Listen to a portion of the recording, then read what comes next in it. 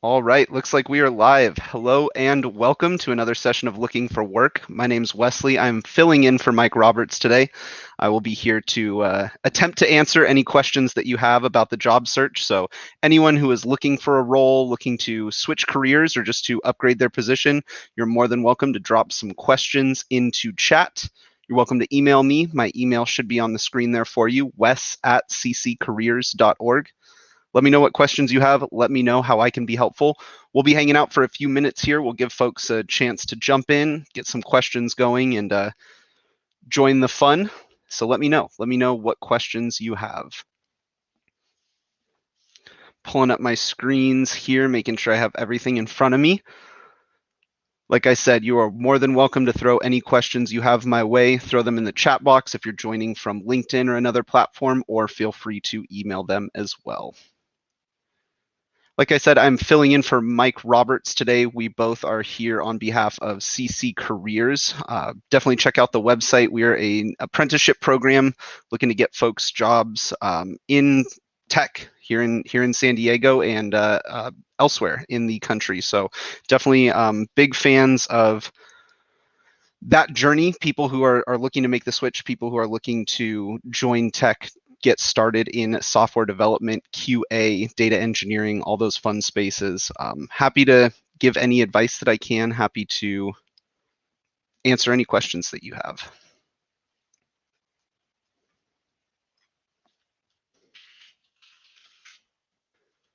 Check my email here to see if any questions roll in.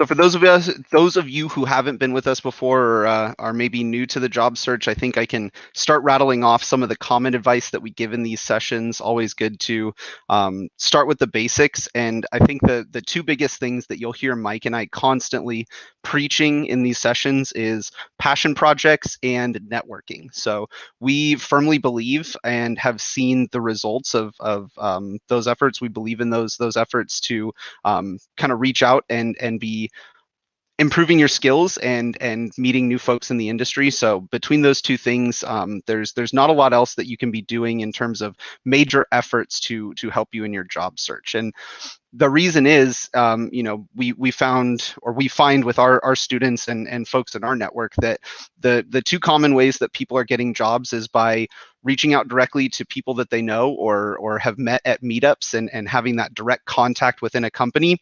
And then once they've got that line, once they've got their shoe in the door, showing the people at that company what you can build and what you can do is going to be the strongest way that you can convince them that you're ready for a spot on their team. So starting with the passion projects, I think, we recommend that for a variety of reasons, but like I said, the primary being it's a good way to show off what you can actually build. Instead of just saying, I know this framework, I know this language, I know this tool, you can actually show some work. You've got some results, you've got some deliverables that you can put in front of someone and show them what you're able to do. It's also a great way to be learning new things. So as you go to pick up a new skill, it's one thing to watch a tutorial or go through an online course, but it's something else entirely to build something using that tool. So definitely a great way to be sharpening your skills and building a portfolio at the same time. So passion projects first and foremost are going to be the top thing that we recommend. Once you've got a few projects that you've built, once you're feeling a little bit more confident in your skills and you've started to, kind of get your footing in regards to the technical skills, you got to start going to meetups and reaching out to folks that are in the industry. The best way to make sure you're on the right course and to, start getting introductions to people that can help you get those paid roles down the line is to go talk with them, go see them at meetups and show them that you're out there and you're active in the community. A great example of this, San Diego JavaScript has meetups and have been primarily remote, but hopefully we'll be resuming in-person meetups in the future as the state health guidelines kind of open up for us to do so. And at every single one of those meetups, there's going to be an opportunity for both job seekers and those that are hiring to kind of advertise themselves and talk about the opportunities or what they have. So definitely a great idea to show up to those meetups. If you are a seeker, you can put yourself on display. You can, show, like I said, show everyone that you're active in the community, and there will often be direct opportunities and people that you can talk to with openings on their team. Awesome. I see we have a few people joining us in chat. We've got Smita and Hannah. Thank you guys for joining. Looks like Hannah posted a link to the San Diego Tech Hub meetup tonight. Definitely a good one to check out. I think they're hosting that at a brewery, so you can go get some $2 beers. They're going to be raffling off a Chromebook, if I remember correctly. Don't quote me on that. Go check out the link that Hannah posted, but definitely a great one to be looking at. Yeah, that's a great meetup to be going to. San Diego Tech Hub is going to be a great one for the general tech scene. You're going to meet a lot of folks from a lot of different backgrounds, and then as I mentioned, if you're looking to get a role, if you're looking to get hired, definitely worth it to go check out a language or framework specific meetup so that you can meet other folks that are in that ecosystem and also see if there are any companies that show up with roles for that language or framework. Hi, Caleb. Thanks for joining. Thanks for everyone for tuning in. If you have any questions, anything you want to discuss, go ahead and throw it in the comments here.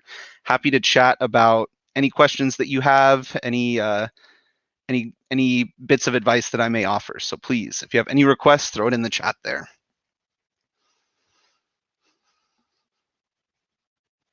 I'm trying to think beyond passion projects and meetups, the two things that we are constantly talking about. I think some other things you can do definitely would be like freelancing is a way to go. Collaborating with other developers in your area and maybe collaborating on a larger passion project would probably be the primary way that I recommend kind of going beyond just your standard passion project and networking. But at the end of the day, I think passion projects and going to those meetups are going to be the best way for you to get yourself out there.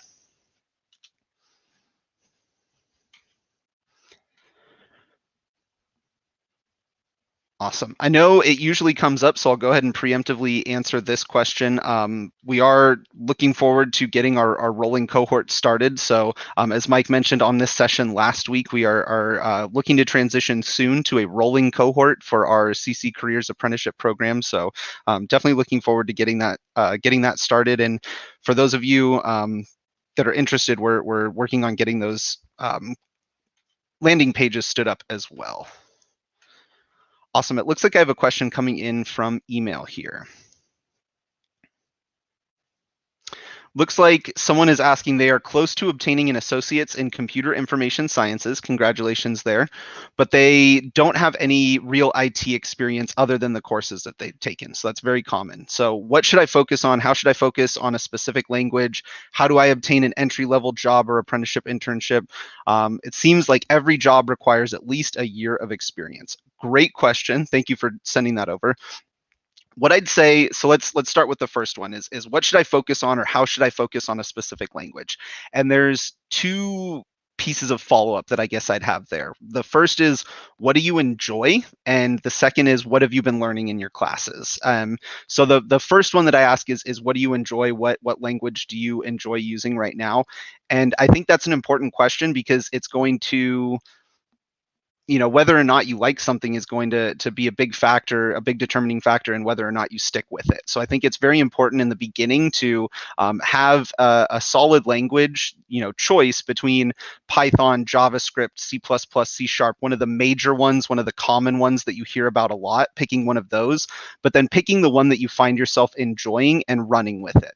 Especially at the beginning of your career, hiring managers, teams are going to be more interested in whether or not you've got the fundamentals, whether or not you can collaborate and communicate effectively with a team, more on your personal work style and things like that. They're not going to care that you know every little detail about every nuance to React or the differences between all of the Angular versions. So the first question there is what do you enjoy and what do you like doing? And then the second is, what have you been doing in your courses? And that's just because you'll likely have a footing in whatever you've been working in, and will be able to more rapidly produce some portfolio pieces and take a deeper dive into that language. So To circle back, I think I'd recommend you go with a language between JavaScript, Python, C Sharp, Java, C++, one of the major ones. Pick one that you like and build stuff with it. Get those passion projects going, have multiple passion projects.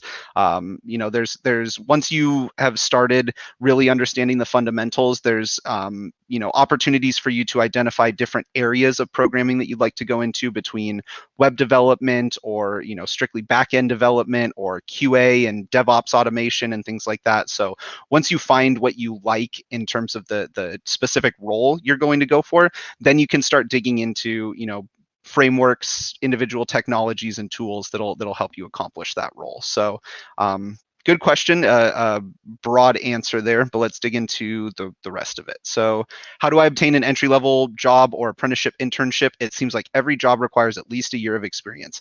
This is one that very commonly comes up, and I think it's kind of just a mental game you need to play when you're looking at job postings. If a job tells you that they want 1 to 2 years of experience, you treat that as a 0. That's an entry-level job.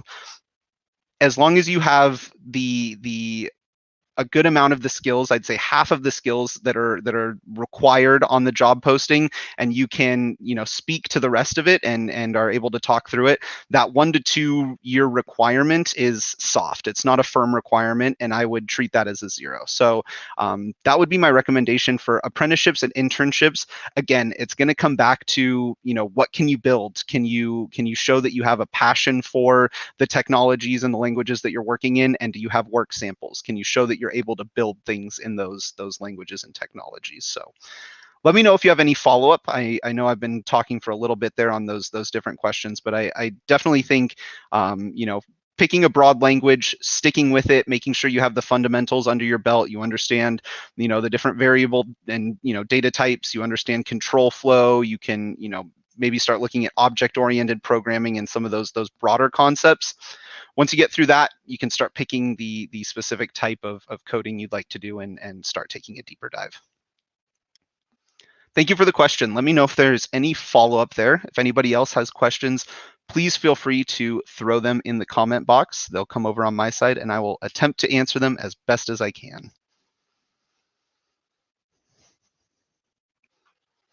I think it's the last part of that question.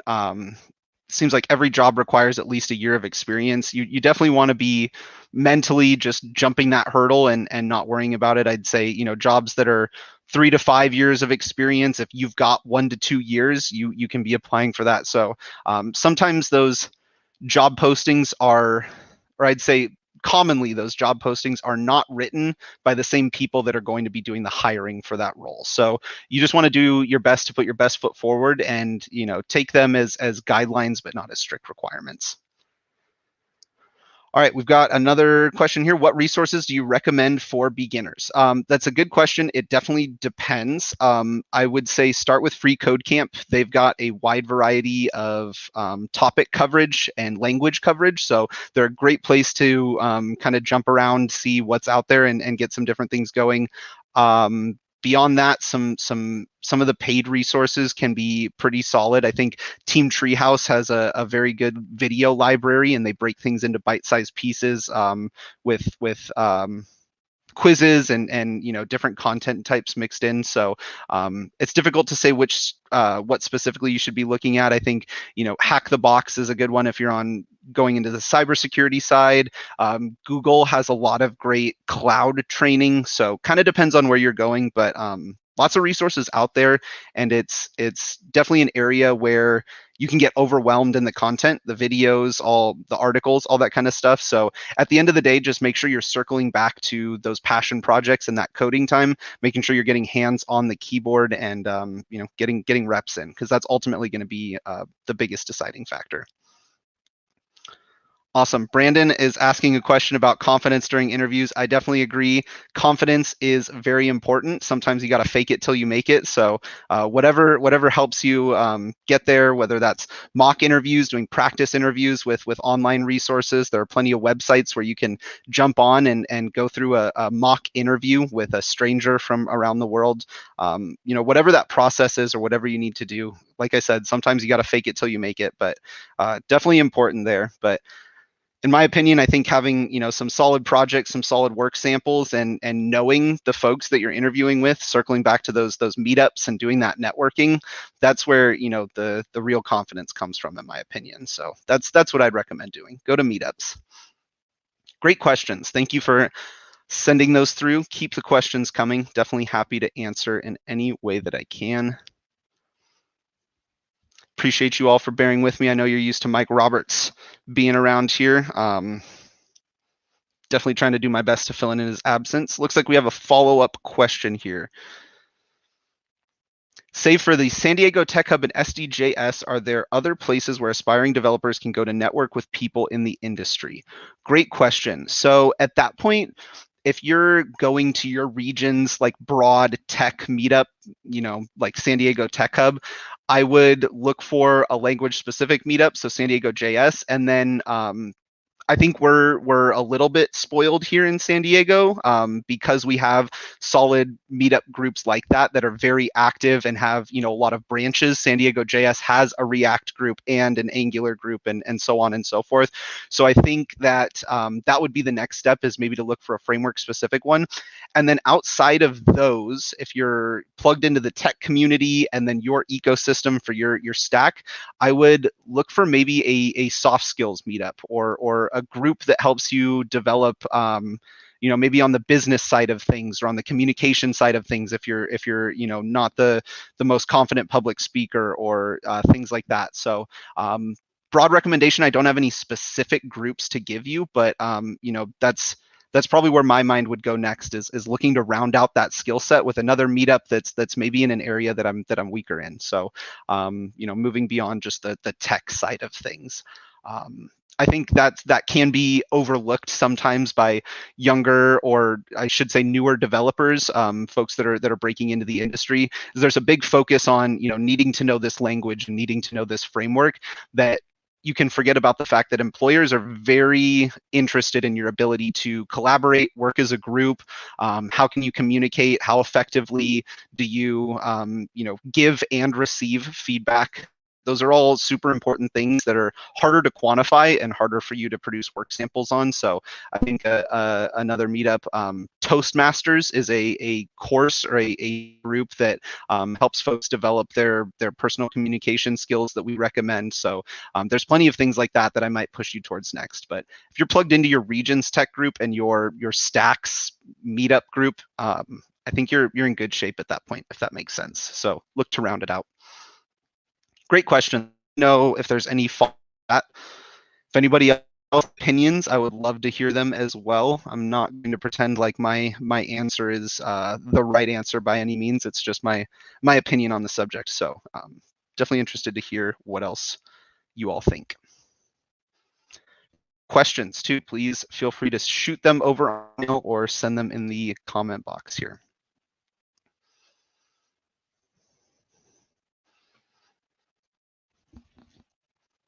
We'll be hanging on for a few more minutes. Definitely want to make sure I get through all the questions that come through. Appreciate you all for hanging out, sending over the questions that we've gotten through already. It's always fun for me when I get to fill in. This is definitely outside of my normal job duties, so it's fun to jump on and see some names that I haven't seen in a while, get to talk with folks that I haven't seen in a minute. So thank you all for tuning in. Definitely appreciate getting to meet the new folks as well. So thank you to everyone for joining. I'll hang on for a few more minutes, see if any other questions roll in. I'm running out of my normal spiel that I give. I think we already talked about passion projects and meetups, so that's what I've got. But there's a lot of power there. I think that's there's a reason that Mike and I keep harping on that stuff, and it's because it works. We see it work with our folks, and it's what catches our attention when we're bringing folks on board to our team. So definitely a big fan of that route. Let's see. I have another email coming in, but it doesn't look like it's a question. Hang out for a few more minutes here, see if anybody else has anything that I can assist with. Again, if you haven't already and you are able to do so, go check out the link that Hannah posted for the San Diego Tech Hub meetup. I believe that's happening tonight at a brewery here in San Diego, raffling off a Chromebook, if I remember correctly. Should be a good one. San Diego Tech Hub is a great group to be a part of.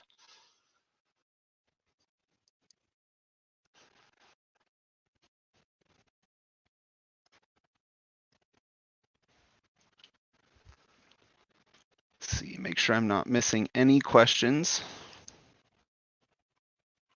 Doesn't look like I am here. All right, we'll give it one more minute. Again, thank you to everyone for tuning in.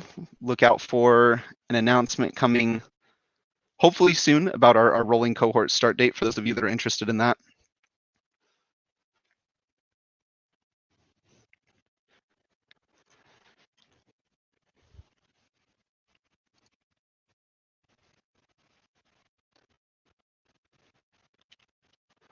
All righty, let's see.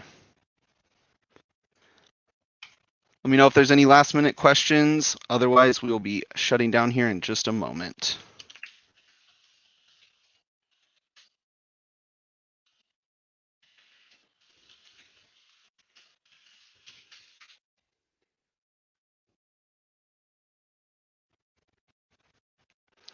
All right, thanks again for everybody for tuning in. I am going to sign out here. We appreciate you stopping by. Thanks for asking some questions. Hope I provided some useful information. Feel free to send me an email if you have any follow-up or if you'd like me to clarify anything that I shared. Happy to do so. Wes@cccareers.org. Again, thanks for tuning in. We appreciate it.